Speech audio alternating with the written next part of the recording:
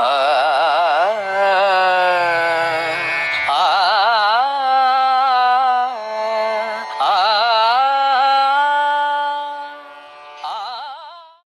ನಮ್ಮ ದೇಶದಲ್ಲಿ ಅದೆಷ್ಟೋ ಜನ ಸನ್ಯಾಸಿಗಳು 10-20 ಲಕ್ಷ ಜನ ಸಾಧುಗಳು ಮನುಷ್ಯನ ಗಮನವನ್ನ ದೇವರ ಕಡೆಗೆ ಎಳೆಯೋದಕ್ಕೆ ಪ್ರಯತ್ನ ಮಾಡಿದ್ರು.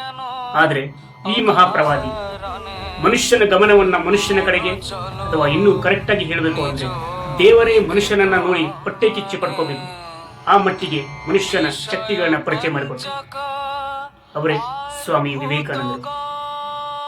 ಪರಿಶ್ರಮ ಇಲ್ಲದೆ ಈ ಜಗತ್ತಿನಲ್ಲಿ ಯಾವ ಮಹತ್ ಕಾರ್ಯವನ್ನು ಸಾಧಿಸೋದಕ್ಕಾಗಲ್ಲ.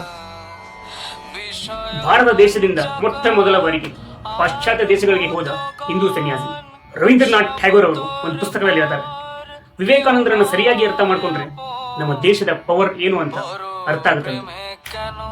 ಮತ್ತೆ ನಮ್ಮ ಹಿಂದೂ ಧರ್ಮದ ಬಗ್ಗೆ ಇದುವರೆಗೆ ಬಂದ ಸನ್ಯಾಸಿಗಳಲ್ಲಿ ಈ ವಿವೇಕಾನಂದರಷ್ಟು ಸ್ಪಷ್ಟವಾದ ಸಂದೇಶಗಳನ್ನ ಯಾರು ಹೇಳಿಲ್ಲ ಅನ್ಸುತ್ತೆ. ಈ ವಿವೇಕಾನಂದರು ನಮ್ಮ ದೇಶ ಕಂಡ ಮಹಾ ಪ್ರಭಾವಶಾಲಿ ವ್ಯಕ್ತಿ. ದೇಶ ಮಾತ್ರ ಅಲ್ಲ, ವಿಶ್ವ ಕಂಡ ಮಹಾ ಬುದ್ಧಿವಂತ ವ್ಯಕ್ತಿ ಅಂತ ಹೇಳ್ಬೋದು. ಸ್ವಾಮಿ ವಿವೇಕಾನಂದರು ಜನವರಿ 12, 1863 ಬಂಗಾಳಕೊಲ್ಲಿಯಲ್ಲಿ ಹುಟ್ಟಾರೆ. ಇವರು ಹುಟ್ಟಿ ಅಂತ ಇವರ ತಂದೆ ತಾಯಿ ವರ್ಷಾನುಗಟ್ಟಲೆ ಉಪವಾಸವನ್ನು ಮಾಡಿರ್ತಾರೆ. ಇವರು ಹುಟ್ಟಿದ ತಕ್ಷಣ ಇವರ ತಂದೆ ಇವರ ಬಗ್ಗೆ ಒಂದು ಜಾತಕನ ಬರೆಸ್ತಾರೆ. ಆದ್ರೆ ಆ ಜಾತಕದಲ್ಲಿ ಏನಿದೆ ಅಂತ ಕೊನೆ ತನಕ ಇವರ ತಂದೆ ಅವರಿಗೆ ಹೇಳೋದಿಲ್ಲ. ವಿವೇಕಾನಂದರಿಗೆ ವಯಸ್ಸಾದಂತೆ ಪ್ರತಿದಿನ ಬೆಳಿಗ್ಗೆ 7 ವರ್ಷದಲ್ಲಿ ಇವರ ಕಣ್ಣು ಮುಂದೆ 2 ಆದರ್ಶಗಳು ಬಂದಿರ್ತಾ ಇದ್ವು. ಅದರಲ್ಲಿ ಮೊದಲನೇ ಚಿತ್ರ ಬಂದು, ಸಮಾಜದಲ್ಲಿ ಒಬ್ಬ ಗಣ್ಯ ವ್ಯಕ್ತಿ, ಅಪರಿಮಿತವಾದ ಆಸ್ತಿ, ಅಂತಸ್ತು, ಹೆಂಡತಿ, ಮಕ್ಕಳು, ಲೆಕ್ಕವಿಲ್ಲದಷ್ಟು ಆಳು ಕಾಳುಗಳು, ಒಂದು ಪ್ರತಿಷ್ಠೆ ಉಳ್ಳಂತಹ ಅತಿ ದೊಡ್ಡ ಒಬ್ಬ ವ್ಯಕ್ತಿಯನ್ನಾಗಿ ಇವರನ್ನು ಚಿತ್ರಿಸ್ತಾ ಹೋಗ್ತಾ ಇದ್ದರು. ಆದರೆ ಅದರ ಮರುಕ್ಷಣವೇ ಇವರ ಮುಂದೆ ಇನ್ನೊಂದು ಆದರ್ಶ ಬರ್ತಾ ಇದೆ. ಅದೇನಂತಂದ್ರೆ, ಜೀವನದಲ್ಲಿ ಎಲ್ಲವನ್ನು ತ್ಯಾಗ ಮಾಡಿ ಕಾಪಿನ ದಾರಿಯಾಗಿ ಒಂದು ತ್ಯಾಗಮಯ ಜೀವನವನ್ನು ನಡೆಸ್ತಾ, ಬಾಳಿಗೆ ಬಂದದ್ದೇ ಪ್ರಸಾದವೆಂದು ಸ್ವೀಕರಿಸ್ತಾ, ಗಗನವೇ ಮನೆ, ಹಸುರೇ ಹಾಸಿಗೆ ಅಂತ ಭಾವಿಸ್ತಾ, ಆ ಪರಮಾತ್ಮನಲ್ಲಿ ಸಂಪೂರ್ಣವಾಗಿ ಶರಣಾಗತಿಯಾದಂಗೆ ಇವರಿಗೆ ಅನಿಸ್ತಾ ಇದ್ದಾರೆ. ಈ 2 ಆದರ್ಶಗಳಲ್ಲಿ ಯಾವುದನ್ನಾದರೂ ಇವರು ಆರಿಸಿಕೊಳ್ಳಬಹುದಾಗಿದೆ. ಆದರೆ ಕೊನೆಯದಾಗಿ ಇವರ ಕಣ್ಣು ಮುಂದೆ ನಿಂತ ಇದ್ದು ಆ 2ನೇ ಆದರ್ಶರು. ಒಂದ್ಸಲ ಇವರ ಮನೆಯಲ್ಲಿ ಇರುವಂತಹ ಕಾಗದಪತ್ರಗಳನ್ನು ಹುಡುಕುವಾಗ ಇವರ ತಂದೆ ಬಚ್ಚಿಟ್ಟಂತ ಆ ಜಾತಕ ಕೈ ಸಿಗುತ್ತದೆ. ಆ ಜಾತಕದಲ್ಲಿ ಯಾವತ್ತೂ ಬರಲಿರ್ತದೆ, ಇವರು ಜೀವನ ಪೂರ್ತಿ ಅಲೆಮಾರಿ ಸನ್ಯಾಸಿಯಾಗಿಯೇ ಬರುತ್ತಾರೆ ಅಂತ. ಅಷ್ಟೊತ್ತಿಗಾಗಿ ಇವರನ್ನ ದೈವತ್ವ ಅನ್ನೋದು ಸಂಪೂರ್ಣವಾಗಿ ಸೆಳೆದಿದ್ದಾರೆ.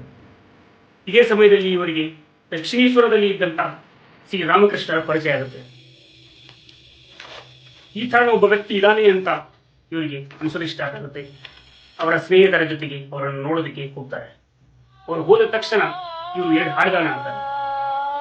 ಅದರಲ್ಲಿ ಇದು ಒಂದು ಹಾಡು, মন চলো নিজ নিকেতনে, মন চলো নিজ নিকেতನೆ. ಇವತ್ತಲ್ಲಿ ರಾಮಕೃಷ್ಣರು ಈ ವಿವೇಕಾನಂದರು ತುಂಬಾ ವರ್ಷಗಳ ಪರಿಚಯ ಇದ್ದಂತೆ ತುಂಬಾ ವಿಶ್ವಾಸದಿಂದ ಮಾತನಾಡೋದಕ್ಕೆ ಸ್ಟಾರ್ಟ್ ಮಾಡ್ತಾರಂತೆ. ಒಂದು ಕೋಣೆಯ ಒಳಗಡೆ ಕರ್ಕೊಂಡು ಹೋಗಿ, ಹೇ ಭಗವಂತ, ನನಗೆ ಗೊತ್ತು ನೀನು ಸ್ವಯಂ ನಾರಾಯಣ ಅವತಾರವೆಂದು. ನೀನು ನನ್ನ ಅರ್ಥನಾದವನ್ನು ಕಂಡು ಈ ಭೂಮಿಗೆ ಬಂದಿದ್ದೀಯ ಅಂತ ಏನೇನು ಬಡಬಡಿಸೋದಿಕ್ಕೆ ಶುರು ಮಾಡ್ತಾರಂತೆ. ಆಗ ವಿವೇಕಾನಂದರಿಗೆ ಅನ್ಸಲು ಸ್ಟಾರ್ಟ್ ಆಗುತ್ತೆ, ಯಾರಪ್ಪ ಇವನು ಹುಚ್ಚ, ನನ್ನನ್ನು ಏನೇನೋ ಅಂತಿದ್ದಾನಲ್ಲ, ನಾನು ದೇವರಂತೆ, ಸ್ವಯಂ ನಾರಾಯಣ ಪ್ರತಿಬಿಂಬ ಅಂತೆ, ಆದರೆ ನಾನು ಕೇವಲ ವಿಶ್ವನಾಥ ದತ್ತನ ಮಗ ಮಾತ್ರ ಅಂತ ಸ್ವಾಮಿ ವಿವೇಕಾನಂದರು ಮನಸ್ಸಲ್ಲಿ ಅನ್ಕೋತಾ ಇದ್ದಾರೆ.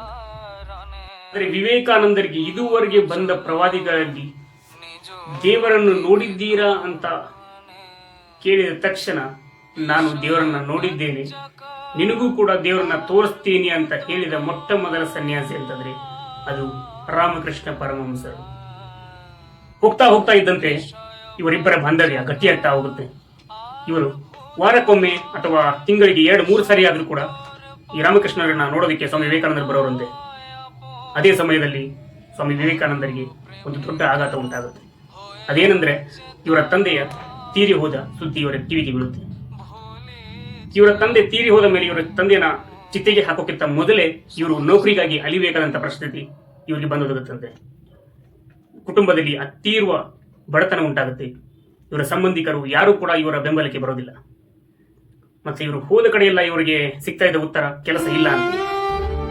ಆಗ ಇವರಿಗೆ ಜೀವನದ ಕಟು ಸತ್ಯ ಗೊತ್ತಾಗದಂತೆ. ಈ ಜೀವನದಲ್ಲಿ ದೇವರಿದ್ದಾನೆ ಅಂದ್ರೆ ನನ್ನ ಅರ್ಥನಾದವನ್ನ ಯಾಕೆ ದೇವರು ಕೇಳ್ತಾ ಇಲ್ಲ? ಈ ದೇಶದಲ್ಲಿ ಎಷ್ಟೋ ಜನ ಬಡ ಮಕ್ಕಳು ಮತ್ತೆ ಎಷ್ಟೋ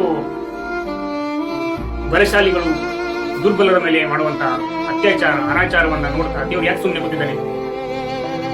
ಅವಾಗಲೇ ಮೊಟ್ಟ ಮೊದಲ ಬಾರಿಗೆ ಸ್ವಾಮಿ ವಿವೇಕಾನಂದರಿಗೆ ದೇವರ ಬಗ್ಗೆ ಒಂದು ಸಣ್ಣ ಸಂಶಯ ಶುರುವಾಗುತ್ತದೆ. ಈ ಸಮಯದಲ್ಲಿ ವಿವೇಕಾನಂದರ ಮನೆಯಲ್ಲಿ ಒಂದು ಹೊತ್ತಿನ ಮರುಕ್ಷಣದಲ್ಲಿ ಅವ್ರ ಊರಿಗೆ ಬಂದು, ನೀವು ಯಾಕೆ ನನ್ನ ಸ್ನೇಹಿತರಿಗೆ ಇದನ್ನೆಲ್ಲ ಹೇಳಿದ್ದೀರಾ ಅಂತ ಕೇಳಿದಾಗ ರಾಮಕೃಷ್ಣ ಪರಮಹಂಸರು ಅದಕ್ಕೆ ಉತ್ತರ ಮಾಡ್ತಾರಂತೆ, ನೋಡಪ್ಪ ನರೇನ್, ನಿನಗೋಸ್ಕರ ನಾನು ಮನೆಗೆ ಹೋಗಿ ಭಿಕ್ಷೆ ಬೇಡಿಕೋ ತಯಾರಿದ್ದೀನಪ್ಪ ಅಂತ ಹೇಳಿದಾರಂತೆ. ಇಂಥ ಅಪಾರವಾದ ಪ್ರೀತಿಯಿಂದ ವಿವೇಕಾನಂದರನ್ನ ರಾಮಕೃಷ್ಣರು ಕಟ್ಟೆ ಹಾಕ್ತಾರೆ. ಈ ರಾಮಕೃಷ್ಣರು ವಿವೇಕಾನಂದರನ್ನು ನಂಬಿರುವಷ್ಟು ಇವರ ತಂದೆ ತಾಯಿ ಅಥವಾ ಇವರ ಸಹೋದರ ಸಹೋದರಿಯರು ಕೂಡ ಇವರನ್ನ ನಂಬಿರಲಿಲ್ಲ ಅನ್ಸುತ್ತೆ. ಅಷ್ಟೊಂದು ಪ್ರೀತಿಯಿಂದ ಇವರನ್ನ ಕೊಲಿಸಿಬಿಡ್ತಾರೆ. ಆದ್ರೆ ವಿವೇಕಾನಂದರು ಇಷ್ಟೆಲ್ಲ ಆದರೂ ಕೂಡ ಇವರ ಗುರುಗಳನ್ನು ಒಪ್ಪಿಕೊಳ್ಳುವುದಕ್ಕೆ ಹಿಡಿದ ಸಮಯ ಬಂದು ಸುಮಾರು 6 ವರ್ಷಗಳ ಹೋರಾಟ.